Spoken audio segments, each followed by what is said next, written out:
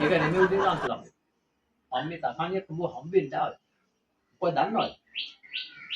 අද මම රට යනවා. එක කියන්න යාවේ. ඇයි මාමේ මේ හදිස්සියෙන්? නෑ. මම මේක උගක් කල් ඉඳලා ගත්ත තීරණයක්. ඒක හොඳයි මාමේ. ගිහිල්ලා එන්න. මම එන්නකම්. ඔබට තියෙන්නේ අපේ ගෙවල් දොරවල් ටික බලාගෙන ඉන්න එක විතරයි. මම ඔබට ආපුවම හොඳට සලකනවා. ඔව් මාමේ. මට පුළුවන්.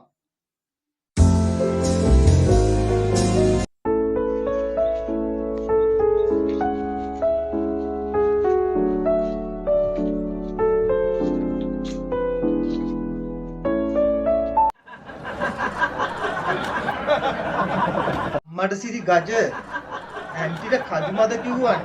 ඒ අපේ සෝමරත්ත මාමානේ. අප්පට සිරි ගජ කිරි අප්පට බල්ලමුරුදු කිව්වා. ගොල්මන්ද කොක්කොල. මේ අපි උදේකාන්ත ළඟ. කොහොමද මේ පැත්තේ තොරතුරු? එදා වගේම තමා මාමේ. ඒක නෙමෙයි උදේකාන්ත ළඟ.